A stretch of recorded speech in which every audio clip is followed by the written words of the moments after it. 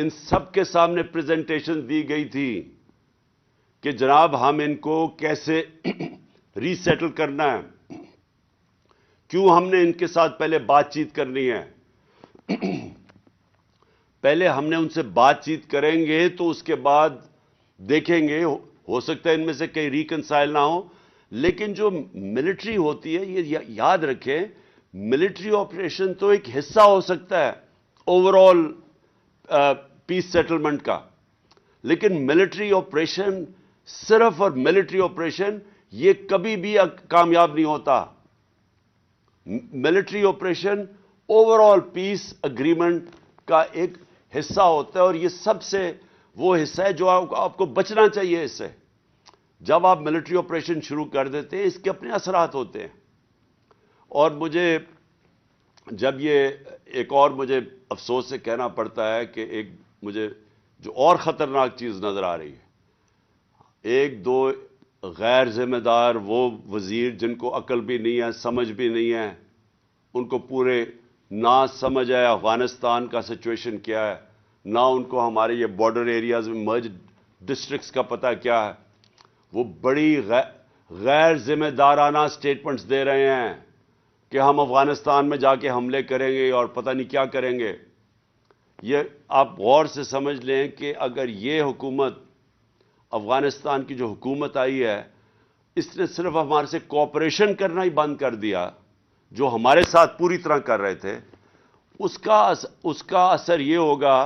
کہ یہ پھر اگر یہ شروع ہو گئی دہشت گردی کی یا جنگ تو یہ چلتی جائے گی،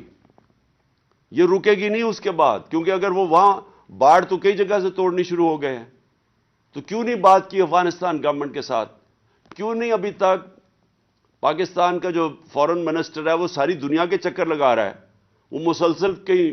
پھرتا، کبھی کہاں دیکھتے ہیں کبھی کہاں دیکھتے ہیں. سب سے امپورٹنٹ تو افغانستان جانا چاہیے تھا اس کو. ہم نے شاہ محمود قریشی کو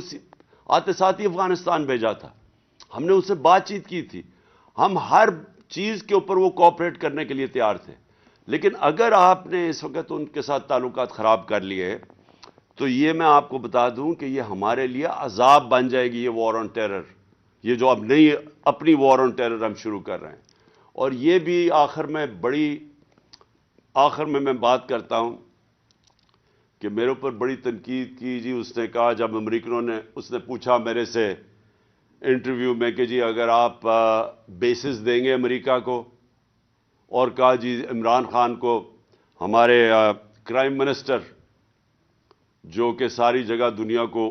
خوشامد کرتے پھرتے ہیں، اس نے بڑی تنقید کی میری کہ جی عمران خان کو نہیں کہنا چاہیے تھا ایبسولوٹلی ناٹ. میں ایبسولوٹلی ناٹ کیوں کہہ رہا تھا؟ میں اس لیے کہہ رہا تھا کہ اگر ہم نے اب جو یہ ہمارے فورن منسٹر نے جا کے امریکنوں کو کہا کہ جی ہمیں آپ کی مدد چاہیے، اگر ہم نے پھر سے امریکہ کی مدد لی تو یاد رکھیں جب ڈرون اٹیکس امریکہ کرتا تھا، جب وہ ڈرون اٹیکس کرتا تھا، قبائلی 400 سے اوپر ڈرون اٹیکس کیے تھے جب یہ نواز شریف اور آصف زرداری ملک کے سربراہ تھے، تو جو سارا بدلہ لیا جاتا تھا، جن کے لوگ مرتے تھے، جن کے بیوی بچے مرتے تھے، جن کے رشتہ دار مرتے تھے ڈرون اٹیکس میں قبائلی علاقے میں، وہ بدلہ پاکستان سے لیتے تھے، ہمارے سیکیورٹی فورسز سے لیتے تھے. تو پھر سے اگر یہ شروع ہو گیا، اگر ہم نے کسی طرح کی انٹرفیرنس مانگ لی تو یہاں تو مسلسل انتشار پھیل جائے گا. بڑی مشکلوں سے ہمارے دور میں ٹورزم شروع ہوئی، بڑی مشکلوں سے ہمارے باہر کی ٹیمیں، کرکٹ میچز یہاں شروع ہوئے، باہر سے لوگوں کا اعتماد بڑا پاکستان آنے کے لیے. تو اگر یہ پھر سے شروع ہو گیا تو یہ تو پاکستان آگے ہی مشکل حالات میں ہے، تو یہ ہمارے لیے تو عذاب ہے آگے. تو لہٰذا میں ابھی آخر میں یہ کہوں گا کہ اس میں بڑا ہمیں عقل سے چلنا پڑے گا. اس میں ان کو جو فیڈرل گورنمنٹ ہے، ان کو بیٹھ کے اس کے اوپر مسلسل میٹنگز کرنی چاہیے، سوچنا چاہیے سارا وقت، اور خاص طور پہ پختونخوا کی پوری ان پٹ لینی چاہیے. میں نے پچھلی میٹنگ میں مجھے تو نہیں نظر آیا پختونخوا کا چیف منسٹر کدھر تھا جو پچھلی ان کی میٹنگ ہوئی ہے. سب سے زیادہ نقصان تو پختونخوا کے اندر ہوگا اگر یہ جنگ پھر چل پڑی. تو اس لیے یہ سب سے امپورٹنٹ ہے کہ ہم اب نمبر 1 ہمارا مسئلہ بنا ہوا ہے معیشت جو انہوں نے تباہ کر دی ہے، اور اب نمبر 2 ہمارا مسئلہ بنتا جائے گا اگر ابھی سے ہم نے دہشت گردی کے اوپر ایک کنسنسس، اور خاص طور پہ پختونخوا جو سب سے افیکٹڈ صوبہ ہوا تھا،